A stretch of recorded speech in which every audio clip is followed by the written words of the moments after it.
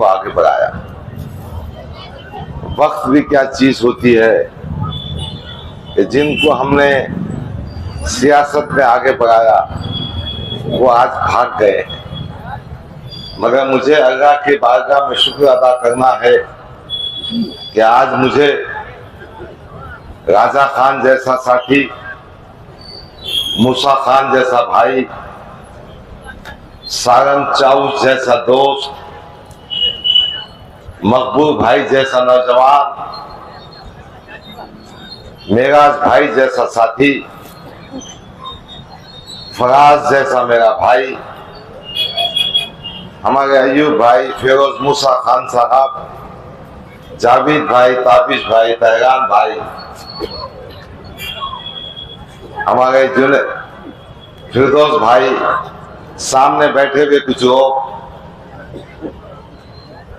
बहुत सारे बाजू बैठे हैं। मैं दिल की गहराइयों से इन तमाम का शुक्रिया अदा करता हूं।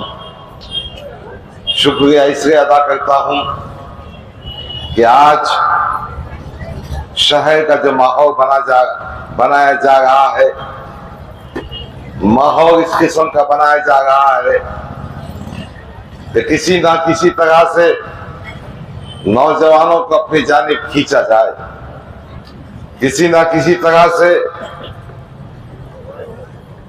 उनको इम्तियाज जलील पाखंडी के काम पे लगाया जाए।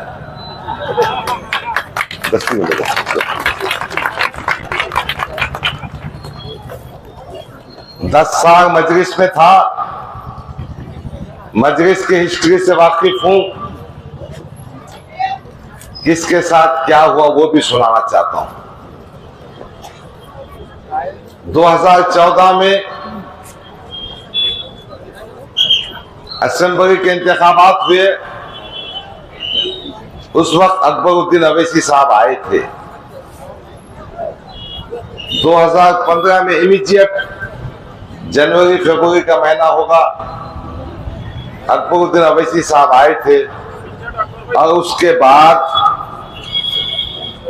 आज औरंगाबाद शहर में आए हैं। इम्तियाज जलील तू 5 साल मेरे था, 10 साल 5 साल MP था, फिर तेरे को क्या जरूरत पड़ी अकबरुद्दीन अवैसी को बुलाने की? क्या जरूरत पड़ी कि अकबरुद्दीन अवैसी साहब को दावत दी जाए? अपने आप को महाराष्ट्र का अवैसी कहने वाला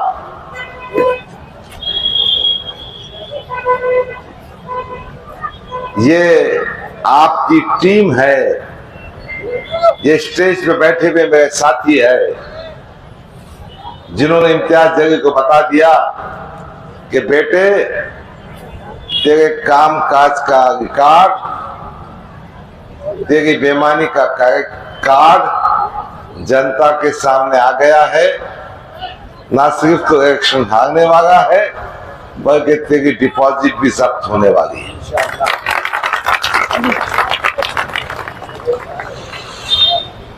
मैं कह रहा था कुछ वाकयात मजलिस के आपको सुनाऊंगा।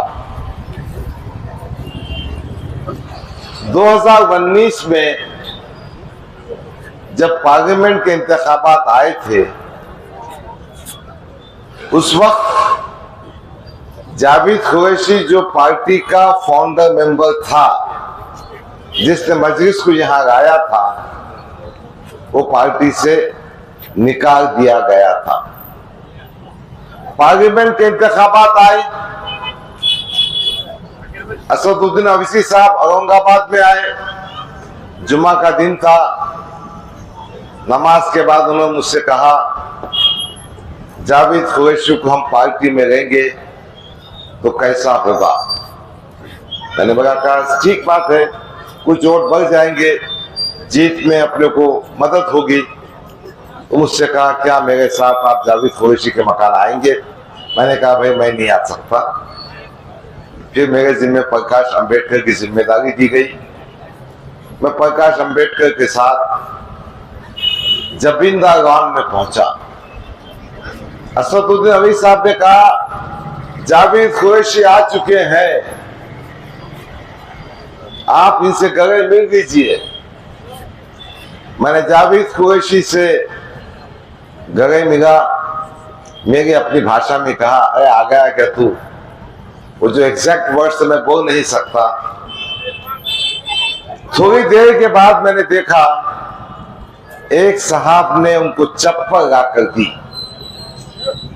मालूम यह हुआ था कि जब बैरिस्टर असदुद्दीन अवी साहब जावेद कुरैशी के मकान पहुंचे, ये इनका मोतक़िद था, भक्त था, ये बहुत जज्बात में आ गया और नंगे पांव इनके साथ निकल गया, हत्ता के स्टेज पर उसको चप्पल आकर देने की पड़ी।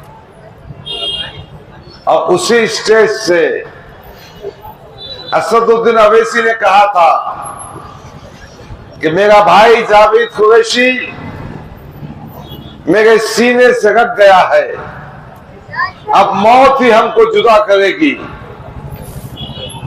या तो वो मेरे कांधों पे जाएंगे या मैं उनके कांधों पे जाऊंगा, हमारी दोस्ती और मोहब्बत अटूट रहेगी। स्टेज से कहा था जबिंदा के, आप सब गवाह होंगे। फिर जब असेंबली के इंतखाबात आए,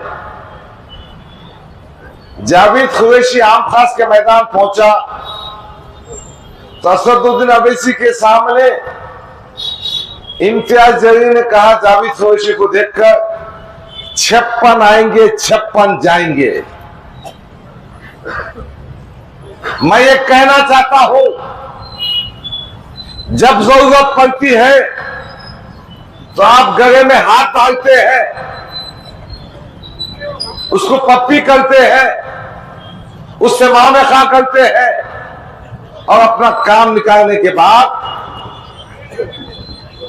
उसको फेंक देते हैं। दूसरा वाकया सुनाता हूं। वंचित बहुजन अघाड़ी और एमआईएम का जब इत्तेहाद हुआ तो ये मीटिंग हुई थी दहली में, बैरिस्टर असदुद्दीन अवी साहब के मकान पर। अवीसी साहब ने हैदराबाद से कुक बुलाया था। वो कुक ने पूरा बकरा तंदूर बनाया था, रख दिया हम चारों के सामने। मैंने थोड़ा सा पीस लिया। असद साहब ने बड़ी मकदार में गोश्त और चावल प्रकाश अंबेडकर को दिए और उन्होंने कहा, प्रकाश भाई ने मैं इतना नहीं खा सकता। असद साहब ने कहा, आप छोड़ दीजिए, आपका बचा हुआ झूठा मैं खाऊंगा। और वाकई ऐसा हुआ, जो बचा हुआ था असद साहब ने खाया। फिर शोरापुर की सभा में असद साहब ने मुझसे पूछा था, भाई प्रकाश अंबेडकर का वजन कितना है, मैं गोद में उठा लूं तो कैसा होगा? मैंने कहा 66 से 67 किलो है। ठीक है, उसको गोद में उठा लिया। मगर जब असेंबली के इंतखाबात आए, पार्लियामेंट का चुनाव जीतने के बाद प्रकाश अंबेडकर को भी आउट कर दिए। यूज एंड थ्रो बंद होगा।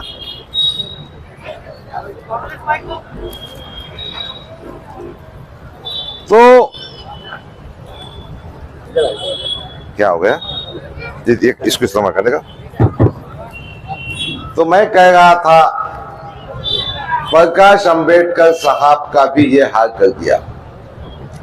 जब आपका वक्त पड़ता है, काम पड़ता है, तो आप झूठा भी खाते हैं और गोद में भी उठाते हैं।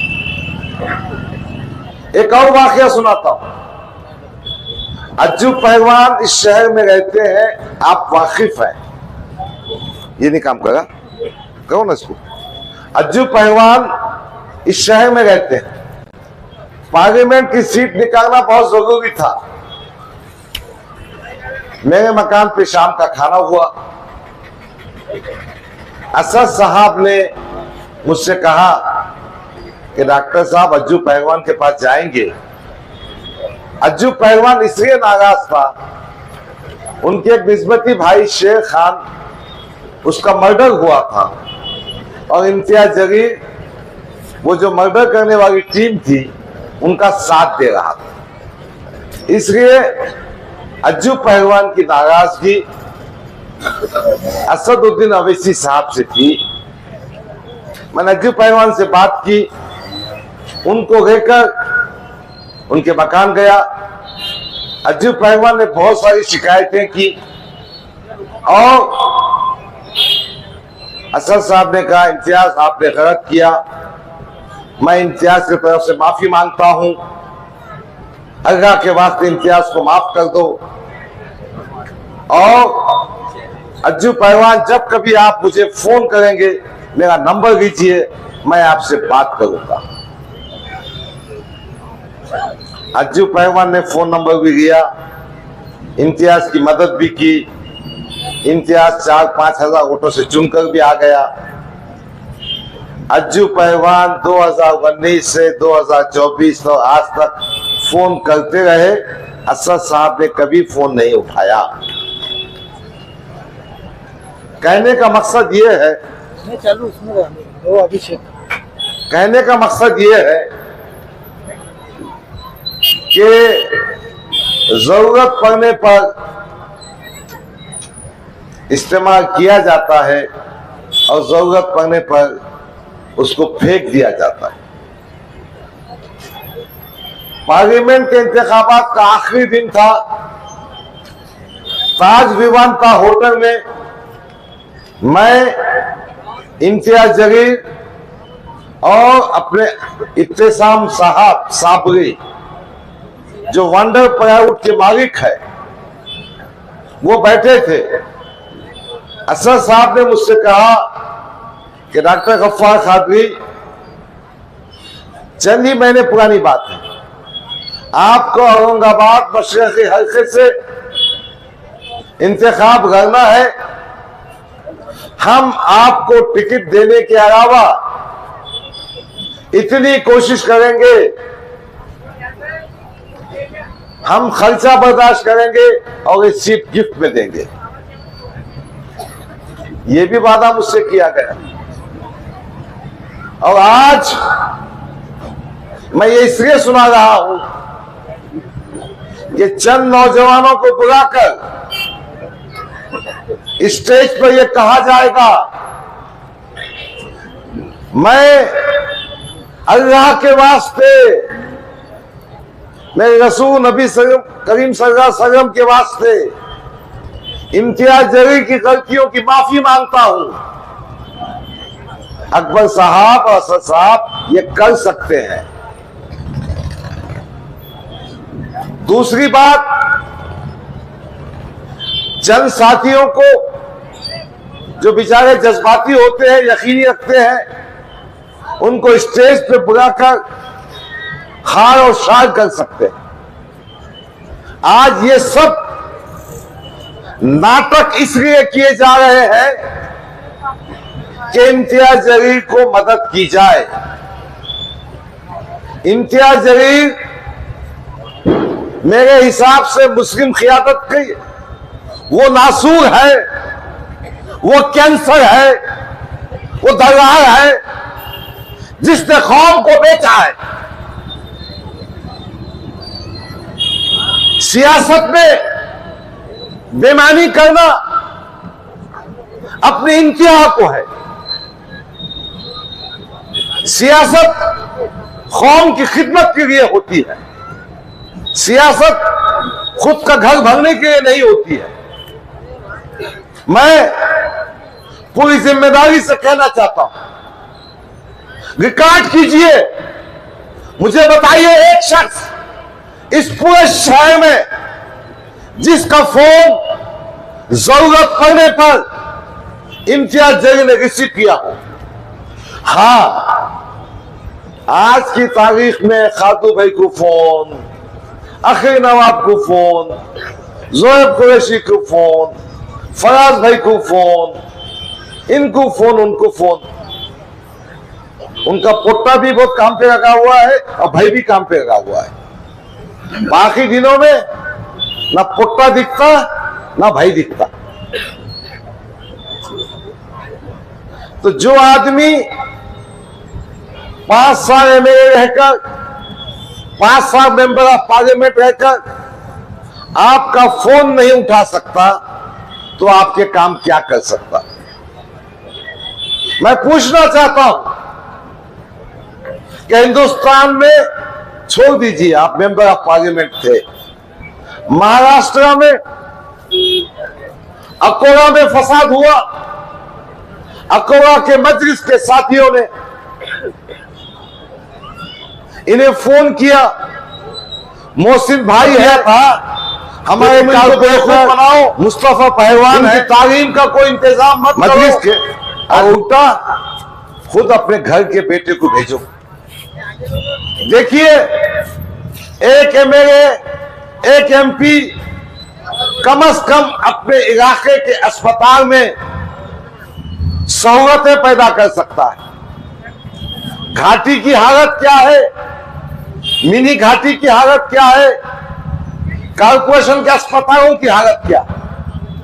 इम्तियाज जलील ना कभी विजिट देते ना कुछ देते, मगर एक आधे वक्त वो पहुंच जाते रोड का थिकनेस देखने के बाद। जब ये आमदार थे, मालूम हुआ कि हरसू में एक डांबो रोड का थिकनेस देखने गए। वो थिकनेस इस वास्ते देखने गए कि कॉन्ट्रैक्टर से कुछ पैसे वसूल कर सके। ये वसूली मास्टर है ये, इसके पास इनकमिंग का फैक्टर चलता, इसको सिर्फ पैसे जमा करने का काम करना है।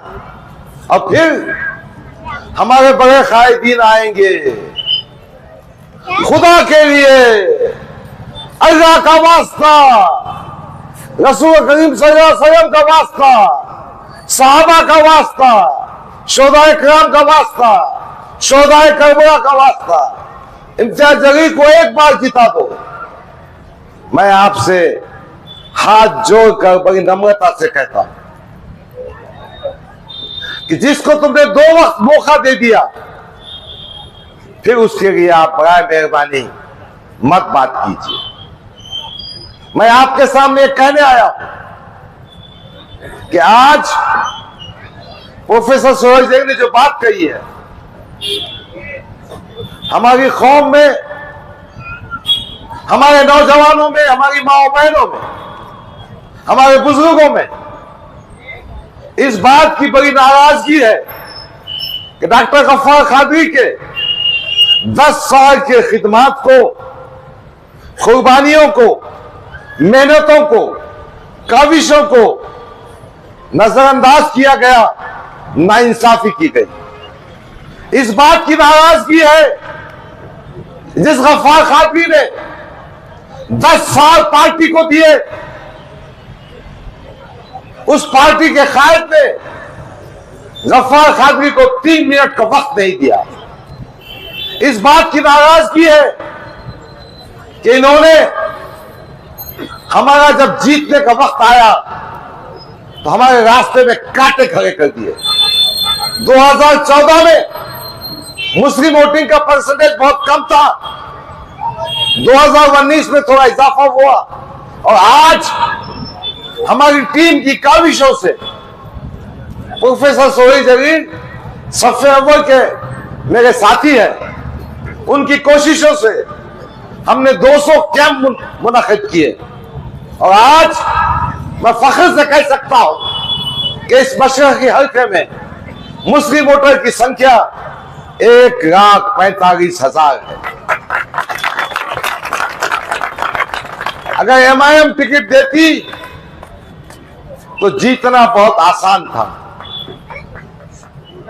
मगर एमआईएम पार्टी ने इम्तियाज जलील रियासती सदर, उन्होंने हमारे पीठ में खंजर घोंपा है, उन्होंने हमसे धोखा किया है और हमको भैरा फुसला कर इस धोखे में रख रहे थे कि आपको टिकट देंगे। और ये भी क्या चाल थी समझो कि दूसरी पार्टियों के उम्मीदवारों का डिक्लेरेशन होने के बाद ये मुझसे कहते हम आपको टिकट नहीं देते, यानी दूसरे दरवाजे बंद होने के बाद ये कहते। मगर मुझे उम्मीद है कि मेरे भाई मुस्लिम समाज के मेरे को साथ देंगे और मेरे साथ खड़े होंगे। मैं अबू आसिम साहब का शुक्रगुजार हूं। कांग्रेस के टिकट मिलने में इम्तियाज जलील ने बहुत झकमगाया। हद तो यह है कि तेलंगाना के मुख्यमंत्री रेवंत रेड्डी को इस्तेमाल करना पड़ा। हद तो यह है जो एमआईएम पार्टी 2019 में 19 सीट 51 सीट लगाती थी, अब 16 सीट पे आ गई। और एक अंदर की बात कहना चाहता हूं, इम्तियाज जलील को किसकी परवाह नहीं है। उसकी पूरी कोशिश यह है कोई चुन के आओ क्या झकमगाओ, मैं आमदार बनना। अब मुंह को खून लगा क्या लगा मैं कुछ बोल नहीं सकता। पार्टी के हित में कोई बात नहीं है, मगर समाजवादी पार्टी का टिकट मिलने के बाद हम ये तवक्को कर रहे हैं कि हमारे दलित भाइयों की वोट मिलेंगे। मैं सभा में आने से पहले ये एनएट की कीर्ति हाउसिंग सोसाइटी में गया था। वहां 76-77 मकानात थे, वो सब जमा हुए। उन्होंने कहा हम आपका साथ देंगे। कल भारत नगर में हमारे हिंदू भाई, हमारे मराठा भाई मेरे साथ खड़े हैं, एक बड़ी सभा कर रहे हैं। विश्रांति नगर, जय भवानी नगर में लोगों के फोन आ रहे हैं, N6 N7 से पार्टी पर भी रहा है। मैं समझता हूं आपकी ताकत और इन गैर मुस्लिम दलित भाइयों की ताकत की बुनियाद पर ना सिर्फ हमें सीट जीतेंगे, अतुल सावे को धूल चटाएंगे, बीजेपी का सुपड़ा साफ करेंगे, इम्तियाज जलील की तो जमानत भी जब्त करेंगे। और मैं कहना चाहता हूं मेरी सियासत पैसा कमाने के लिए नहीं है। अल्लाह ने बहुत कुछ दिया है, मगर बहुत कुछ होने के साथ साथ अल्लाह ने दिल भी दिया है। मैं अपना हाथ खुला रखता हूं, खुला रखूंगा। किसी के पास पैसे आने के बाद भी नंगे रफंगे चारे करके उनके बारे में मुझे कुछ कहने का नहीं है। मैं एक बात जिम्मेदारी से कहना चाहता हूं, यकीनन महाराष्ट्र में महाविकास आघाड़ी की सरकार आएगी। समाजवादी पार्टी का इस हल्के असेंबली में कांग्रेस के साथ फ्रेंडली कंटेस्ट है। कहीं ना कहीं समाजवादी पार्टी महाविकास आघाड़ी का हिस्सा बनेगी। गवर्नमेंट के फंड्स लाके, गवर्नमेंट के इनकी स्कीमें लाके हम हमारे क्षेत्र का, हमारे हल्के असेंबली का विकास का काम करेंगे। हम एजुकेशन के सेक्टर में काम करेंगे। हम हमारे जो मदरसे हैं, हमारे जो स्कूल हैं, उनके दर्जे को बढ़ाएंगे, कंप्यूटराइज करेंगे, डिजिटलाइज करेंगे, अस्पतालों को दुरुस्त करेंगे, आपके रास्तों को, पीने के पानी की समस्या को दूर करेंगे। मुझे ये सियासत इसलिए करने की है कि मैं मजलूम के काम आ सकूं, मैं नौजवानों को रोजगार दिला सकूं, मैं पुलिस के जुल्म से मुसलमानों नौजवानों को, दलितों को, आदिवासियों को, पसमानदाओं को बचा सकूं, उनको हिफाजत दे सकूं। मैं चाहता हूं कि मेरी शनाख्त भी बाकी रहे भारतीय जनता पार्टी एक्सा कॉमन सिविल कोड के एजेंडे को, हिजाब मुखालिफ पॉलिसी को, मुसलमानों को बदनाम करने वाली बातों को, हमारे उलमाए दीन, हमारे पैगंबर सलाम पर जो गुस्ताखियां होती उन पे कार्रवाई कर सके। मैं चाहता हूं कि आप मुझे वोट दें। मैं इस बात की कोशिश करूंगा कि मेरठ का हर फर्द, मेरठ की हर बेटी सर उठाकर जी सके। ये इंतखाबात ये बात का फैसला करने जा रहे हैं कि हमारा देश, हमारी राज्य किस रास्ते पे चलेगी। आपका एक मेरे जब फिस्ताई ताकतों को हरा कर आएगा तो यकीनन भारतीय जनता पार्टी की शिकस्त होगी और हम हमारे गैर मुस्लिम भाइयों के साथ चल के मिलजुल कर अच्छा काम करते रहेंगे। बहरहाल मैं नौजवानों को एक मैसेज देना चाहता हूं कि किसी की चिकनी चोपड़ी बातों में मत आओ। साथ में फोटो खिंचाकर, शार हार पिराकर 5 साल के लिए तुमको हाथ में ठेंगा देने वाले हैं। खुदा रसूल की बातें करके किधर से भी वो दगार को, पाखंडी को वोट मांगने का काम कर रहे हैं। बहरहाल आप सब लोगों ने मेरी बात को सुना। एक गुजारिश है कि जो निशानी साइकिल समाजवादी की है, आज ही उसका नंबर आ गया है। ईवीएम मशीन पर 5वें नंबर पर है। भारी अक्सरियत से कामयाब कीजिए। आप बताइए कि आप एक गय्यूर कौम है, आप हिकमत रखते हैं, आप फिरासत रखते हैं, आप एक बिर से दोबारा डसे नहीं जा सकते। आपको अल्लाह ने फिरासत दी है, अक्लमंदी दी है, दानिशमंदी दी है। अकल से फैसला कीजिए। साइकिल की निशानी 5वें नंबर पर है, उसका बटन दबाकर भारी अक्सरियत से कामयाब कीजिए। खुदा हाफिज, अस्सलाम वालेकुम, जय हिंद, जय समाजवाद।